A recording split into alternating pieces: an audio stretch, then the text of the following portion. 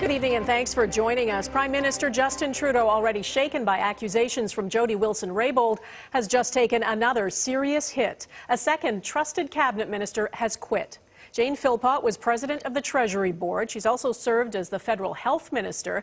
Today, Philpott said she has had enough and has lost confidence in how the SNC-Lavalin affair has been handled. In a resignation letter, she says in Canada, the Constitutional Convention of Cabinet Solidarity means, among other things, that ministers are expected to defend all cabinet decisions.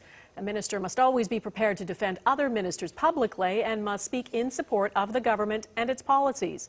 Given this convention and the current circumstances, it is untenable for me to continue to serve as a cabinet minister. She goes on to say, I must abide by my core values, my ethical responsibilities and constitutional obligations. There can be a cost to acting on one's principles, but there is a bigger cost to abandoning them. Quite the indictment of the Prime Minister. He has just spoken at an event in Toronto. Here's what he said.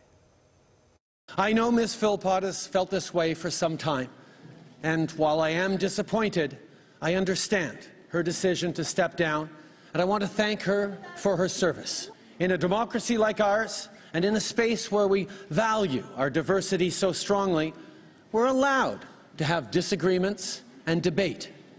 We even encourage it. Ottawa Bureau Chief Mercedes Stephenson joins me now. Mercedes, the Prime Minister trying very hard to look upbeat about this, but he and his staff must be in crisis mode right now. No, he came out and he was yelling with excitement so loudly that his voice was cracking. You could feel that almost overemphasis of it, Donna, of him trying to create this excitement. There was a significant change in tone in his comments, though, tonight. He did not try to suggest that perhaps Jane Philpott wasn't very good at her job, the way he did with Jody Wilson Raybould. So that would suggest that they're learning a lesson, that didn't play well publicly. He also changed his tone in terms of saying that they are taking the concern and the debate seriously. He hasn't said anything like that before. That's a change. That's them recognizing, putting their finger up in the wind and saying, this is not blowing in a great direction for us. And they're trying now to adjust their narrative. But that was interrupted by protesters who were loudly heckling the Prime Minister, including some who were Indigenous women there tonight, Donna. Interesting. Mercedes, shortly after Philpott put out her resignation letter, Jody Wilson Raybould tweeted this. It's a picture of the two of them, and she says, to the incomparable Jane Philpott, truly the mother of the country. For almost 4 years, our country has witnessed your constant and unassailable commitment to always doing what is right and best for Canadians. You are a leader of vision and strength, and I look forward to continuing to work alongside you.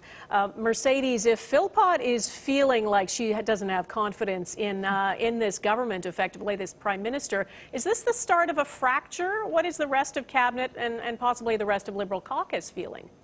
Well, that's the big question. So we've been calling around to cabinet ministers' offices because Jane Philpott was very well liked, Donna. She still is very well liked by most people in cabinet. They see her as very intelligent. Sometimes they say she could be a bit rigid.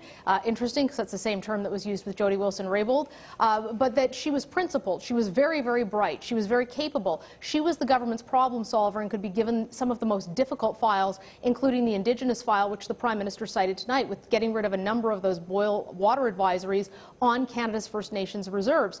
But the question is, do other people follow her out the door? So we've been calling cabinet ministers' offices. I can tell you we have heard back from the vast majority of them, including all senior cabinet ministers, who say they are not considering leaving and that they stand by the Prime Minister.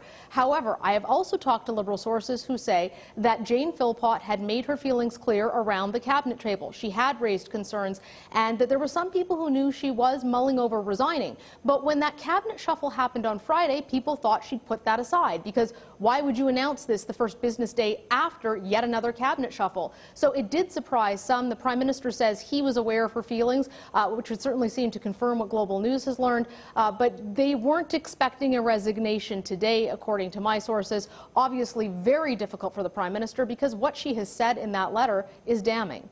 It sure is. Mercedes Stephenson in Ottawa, thank you.